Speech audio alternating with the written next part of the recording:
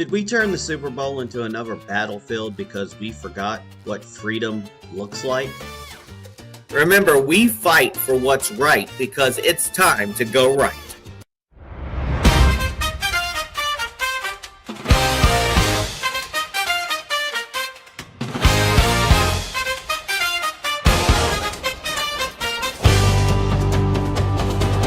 Welcome to Go Right with Peter Boykin, the Constitutionalist for liberty. Go right, not left, not right, alone in sound, but liberty where truth is found. Speak your mind, don't stand aside, let the Constitution be your guide. Turn it up, let freedom ring, every voice deserves to sing. Welcome to Go Right with Peter Boykin, the Constitutionalist for liberty. Real talk, bold thought, clarity. Go right news.com. Join the journey.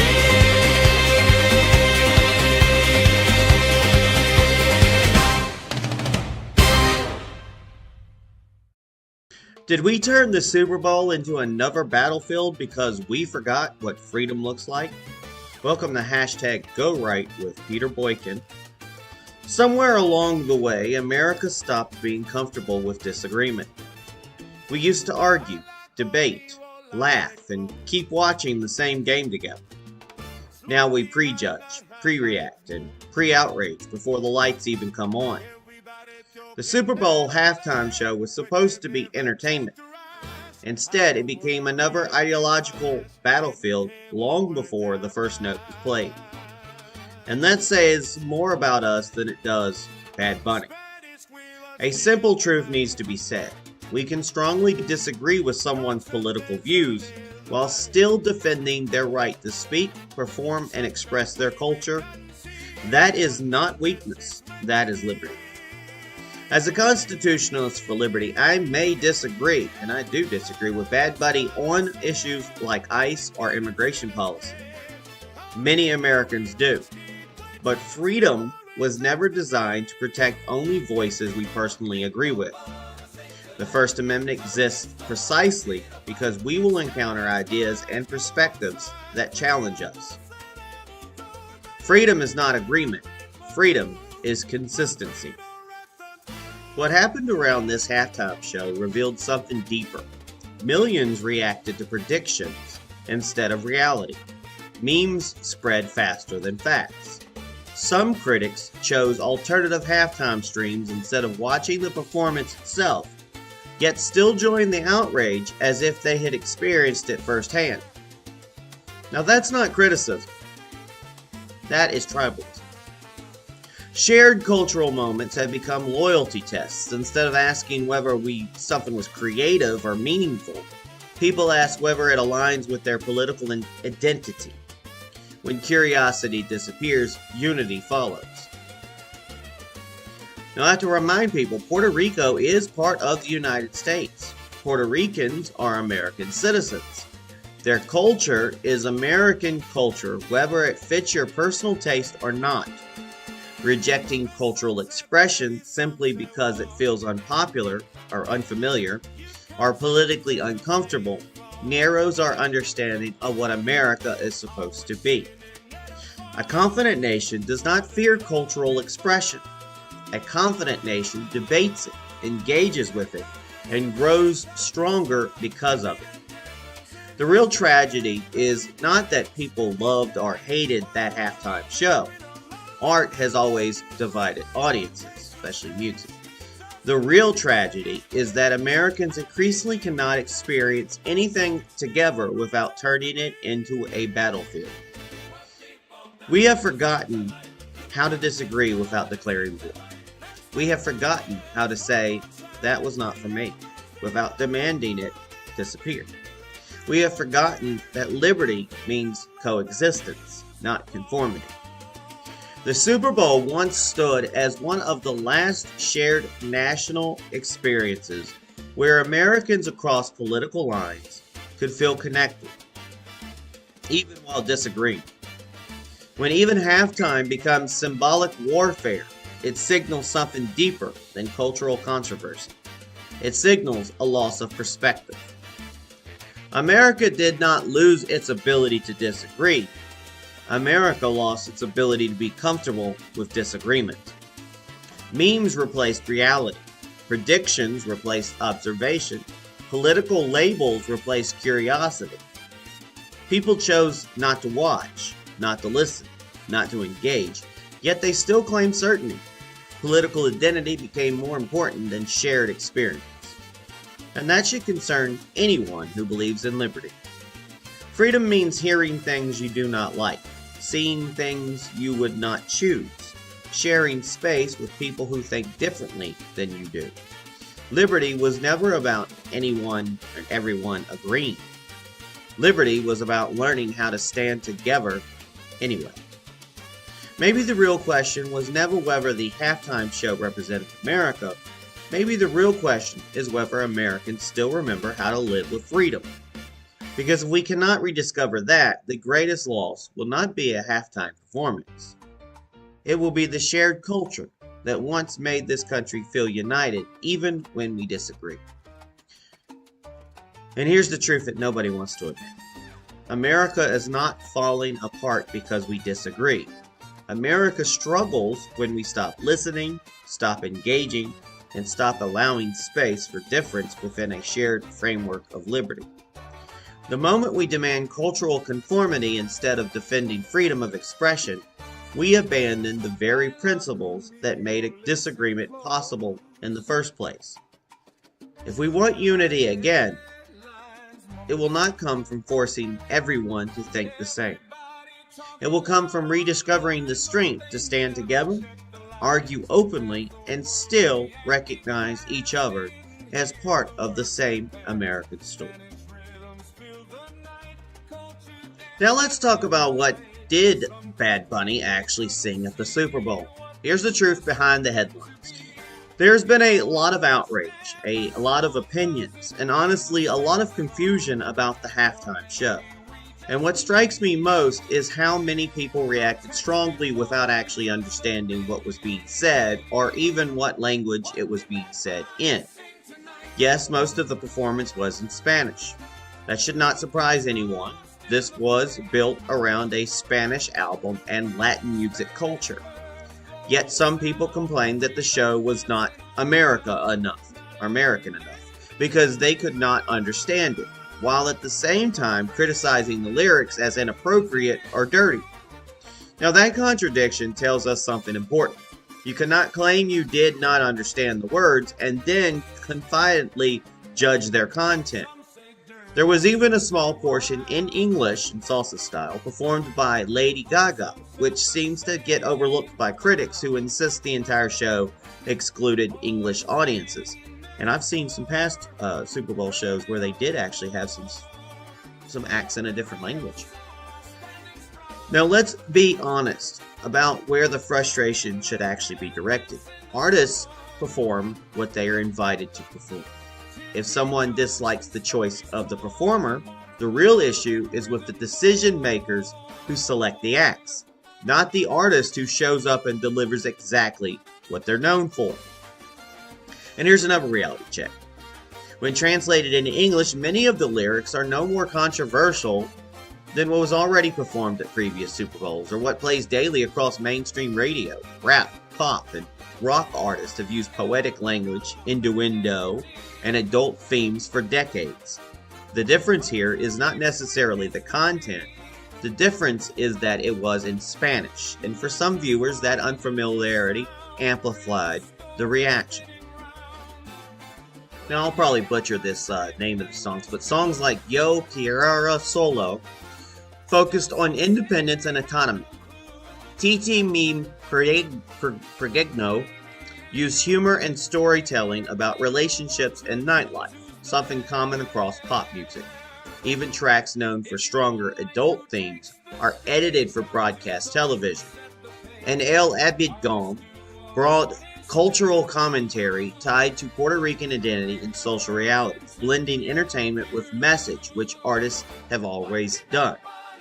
Personally, I gotta say I enjoyed the show even without understanding every word. After last year's more subdued performance, people were saying it sucked, this one felt like a true Super Bowl production with energy, scale, and spectacle. Yes, the crowd may not have fully connected at times, or most of the time. It is harder to sing along when the language is unfamiliar, and I mean, yeah, there was some beats in there that you kind of recognize. But that does not make the performance lesser. It just makes it different. Before turning entertainment into another ideological battlefield, maybe we should take a breath and ask a simple question. Are we reacting to what was actually said, or to what we assumed was said?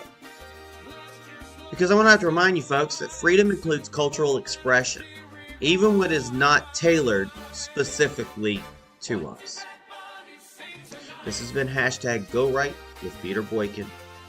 Keeping your mind open. God bless.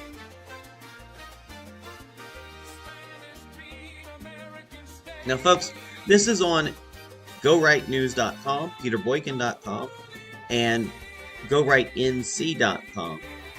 This is all part of the article, and there's more information to be heard as I post my ideas about things.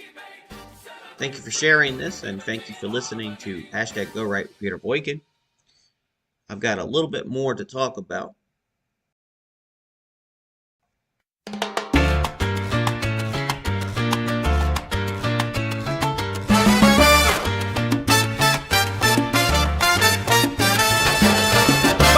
Conmigo, listen close.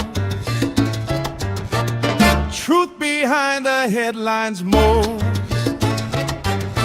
Everybody talking loud online, but they never check the lines. Half the world reacting fast, didn't hear the words that passed. Spanish rhythms fill the night, culture dancing in the light. Some complain they couldn't see what the message meant to be.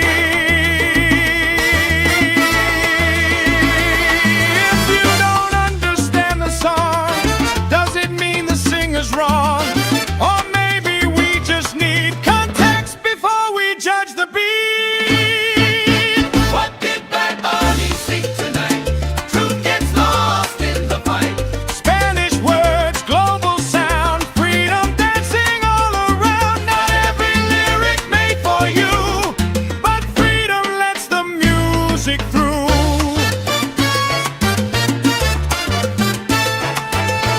Some say dirty, some say wild, yet pop songs said the same for miles. Poets singing metaphor, heard it all before. Your Perio soul are standing strong, independence in the song, titty jokes and stories told, modern love in rhythm ball.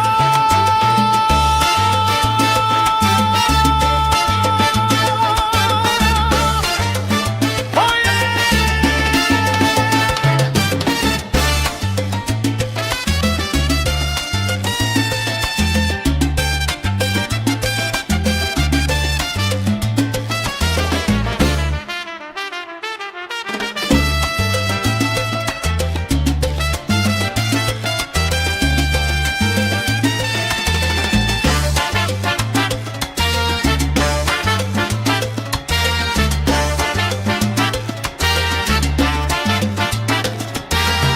El apagón identity,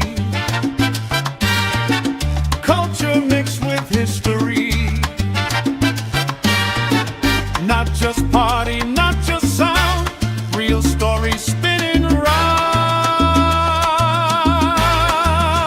Lady Gaga sang in English too, still some say they had no clue. Maybe anger isn't fair, blame the ones who chose who's there.